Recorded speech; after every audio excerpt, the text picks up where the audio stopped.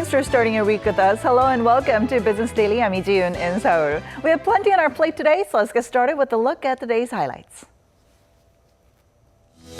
A stock market for promising startups opens in Korea today to help attract investors hungry for potential growth.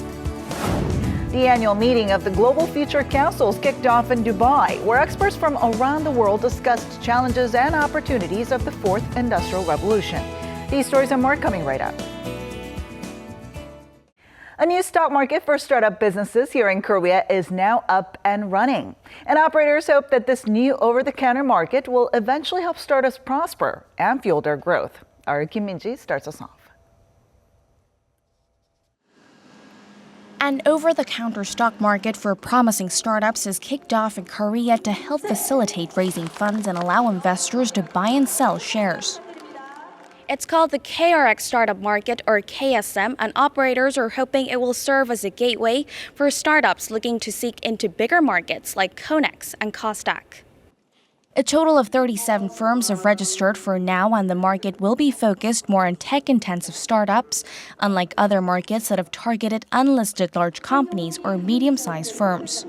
On the KSM, startups are required to raise funds through crowdfunding programs online or hold recommendations from state-run financial entities like Korea Development Bank. One of the government's main policies was fostering startups, and as a result, 30,000 are up and running. But until now, company listings were focused on small and medium-sized companies. So we have developed a new startup ecosystem so that firms in their infancy can also establish a stronger footing. While the new market will indeed offer an arena for startups to attract capital and get a better starting, experts say more needs to be done in order for the market to be fully utilized and for the enthusiasm to not fizzle out. Because of the small size of the market, it's easy for startups to enter, but it also means that they can fail easily due to high risks. Investors need to be notified of what risks exist and how they can better counter them through analyst reports or regulatory filings, so they are not discouraged from trading. On top of that, analysts say the success of KSM will depend on how it differentiates itself by clearly establishing its image as a market for tech-intensive stocks and that it does not overlap with others. Kim Min-ji, Business Daily. Despite Donald Trump's unexpected victory in the United States, the Korean equity market managed to stay in the positive territory last week. And the market showed a modestly flat move on the first session of the week. For more on this week's stock market action and upcoming market events, our markets contributor Choi Jin-sak joins us in the studio today. Hello, Jin-sak. Great to be here. All right, so how are things looking on the first trading day of this week? Both indexes on the Korean market fell slightly on the first session of the week. The Kospi dropped by 0.5% to close at 1974, while the Kosdaq followed with a 0.11% downtick to close at 621. There were three negative factors that spooked sentiment, especially among foreign investors. First of all, oil prices fell more than 2%, and expectations for constructive discussions during the OPEC meeting later this month have been fading. Second, U.S. Federal Reserve officials have been signaling an interest rate hike in December following the presidential election. Third, the Korean won dropped for 4 consecutive sessions, damaging foreign investors' appetite for this market. So after a roller coaster week because of the U.S. presidential election, the global market seems to be shifting their focus to economic indicators and in the U.S. also and its monetary policy. So what upcoming events are going to draw a lot of attention in that regard? First of all, important economic data from G2 countries are drawing a lot of attention from investors. China's retail sales was already reported and it surged by 10% and industrial production increased by 6.1% as well, but both falling short of market expectations. In the U.S., October retail sales data will be able to offer hints on consumer confidence in the country, and the figure is expected to increase slightly compared to the previous month. As we've passed one of the most important political events this year, the U.S. presidential election, global financial markets are expected to focus more on fundamental factors. So along with those economic data, everyone will have their eyes on the future path of U.S. monetary policy, especially with the December FOMC meeting coming up. Right. This week, we will see a lot of Fed officials offer their assessment of economic conditions and voice their opinions on future interest rate hikes. Most notably, on November 17th, Fed Chair Janet Yellen will testify in front of the Joint Economic Committee at Congress on the economic outlook. Before that, Vice Chair Stanley Fischer will speak on Tuesday local time, and other Fed heavyweights, including New York Fed President William Dudley and St. Louis Fed President James Bullard, will share their opinions this week as well. When it comes to economic indicators related to the Fed's policy path, we can't overlook the importance of consumer prices because the Fed has been closely monitoring inflation trends along with labor market conditions. CME Fed Watch, a futures market betting on rate hikes, now shows 81% odds for a hike in December, so it will be very interesting to see how predictions can change following the events this week. And of course, the Q3 U.S. earnings season isn't over yet. Since the market focus is expected to be on market fundamentals, including corporate earnings, I think it's still important for us to see how the results pan out. Right. Along with the U.S. retail sales data, the theme of the earnings season for this week is consumption as well. Large retailers, including Walmart, Home Depot, and Best Buy, will unveil their quarterly results this week. The Q3 U.S. earnings season has been a positive catalyst for markets. With 91% of S&P 500 companies reporting, 71% have reported earnings above the mean estimate, and 55% have reported sales above the mean estimate. And the blended earnings growth rate for the S&P 500 is 2.9%, marking the first time the index has seen year-over-year growth since Q1 2015. Shinhan Investment says this sets a very positive tone for emerging markets as well. On the poor performance from the tech sector, which dragged down both the US and the Korean market last week, Shinhan also said that it doesn't think the sector will hurt overall sentiment, citing positive trends of the sector shown throughout previous Republican presidencies in the U.S. So the overall picture doesn't seem bad at all. So what are some of the potential risks in the domestic market? Political uncertainty remains as a headwind. During the weekend, hundreds of thousands of protesters gathered in Seoul, rallying against the president in relation to the power abuse scandal. Yuanta Securities says as U.S. President-elect Trump wants to renegotiate trade deals, concerns over protectionism can be elevated, especially at a time when the Korean government faces a political deadlock. Yuanta adds, although the risks have not surfaced yet, possibilities of a potential downgrade to the country's credit rating can be overlooked. All right, thank you so much for all that today. Thank you. Global trade has contracted to its lowest level in 6 years due to falling raw material prices and low growth around the world. Recent data from the World Trade Organization shows the trade value of 71 major economies in the first 8 months of this year came in at around $19.3 trillion, down more than 4.5% from the same period a year ago. Last year's figure represented an almost 12% drop, and together that makes for nearly 2 straight years of decline. Korea, which is heavily reliant on outbound shipments, is sitting at 8th in terms of its overall exports. Meanwhile, import and export prices both registered big increases last month on the back of a rising won to US dollar exchange rate and global oil prices.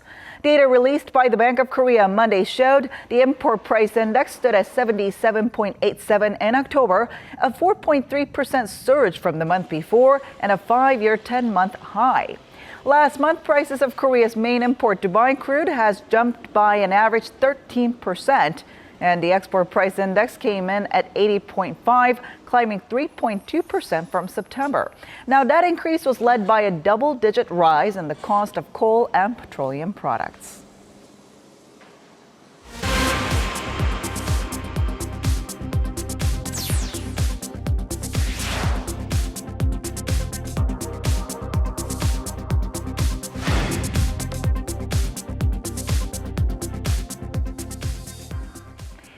A new event organized by the World Economic Forum has kicked off in Dubai. Some of the world's leading minds have gathered to consider various global issues, including risks posed by new technologies.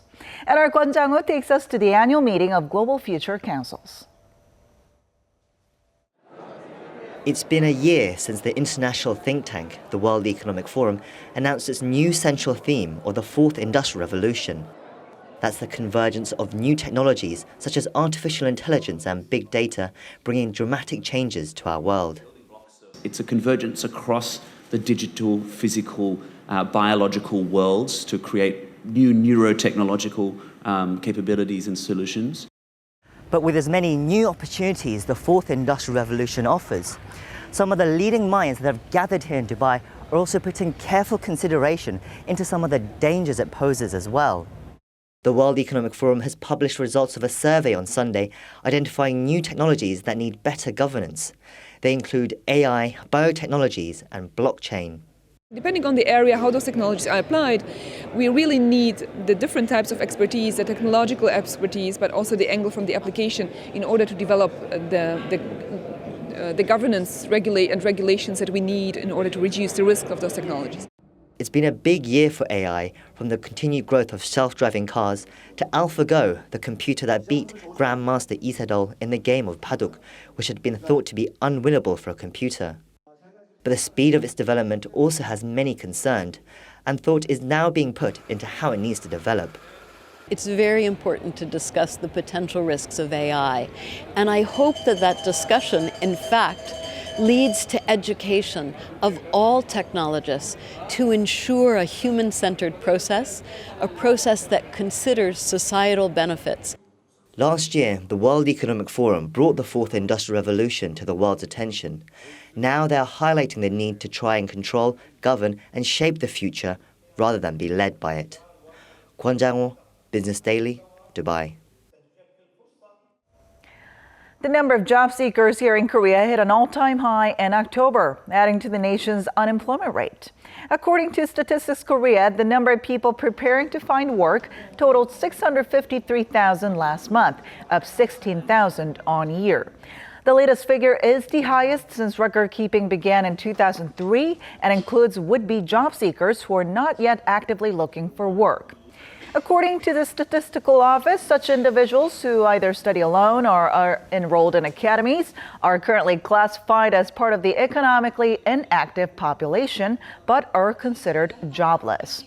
There was a notable increase in the number of people in their 30s in the group, which shows that people are taking longer to prepare for jobs in the worsening job market. Overall, the unemployment rate of Korea reached 3.4%, the highest for the month of October since 2005. And the nation's shipyards doubled their job losses in the third quarter as the industry undergoes painful restructuring. The biggest workforce reduction came from Hyundai Heavy Industries. Most of its 2,600 regular workers walked away in the form of voluntary retirement or relocation to a spin-off firm. Another 300 jobs were erased at Samsung Heavy and Daewoo Shipbuilding in the July through September period. This as industry sources project jobs lost at partner companies number in the 5 digits. In total, some 6,000 workers have now left the top 3 shipbuilders this year. The cutbacks will likely continue as low global demand and oversupply are set to persist into next year. When shopping, it's all about finding the best deal for the same product. But you may be surprised to hear that some of these deals are not as sweet as they sound. Our Lee Joo-young tells us more. Convenience and steep discounts are probably some of the most common reasons why consumers shop at mega supermarkets. I do, especially for daily necessities like toilet paper. I think they're cheaper. But according to the Fair Trade Commission, it's exactly this misconception that some major retailers are trying to take advantage of. Take Lotte Mart, for example. Even after launching a buy one, get one free sales promotion, prices of each container of spicy paste samjang actually remain the same at 2,600 won per product without any discounts. Another tactic used by Home Plus was to manipulate the discount rate. The retailer said while its vacuum cleaner was sold at half price of about $59, it turns out the product's original price was around $67. This means consumers only got a discount of 13%. The Fair Trade Commission discovered 2 other big box stores, HomePlus stores and Emart, were also using methods deceptive to consumers during their 6-month-long investigation based on 2014 data. We decided to issue a correction order and impose penalties on retailers that use false advertising. While the Commission has imposed a total of $53,000 in fines against the supermarkets, some point out the penalty is too light compared to consumer losses. Lee Ju-young, Business Daily.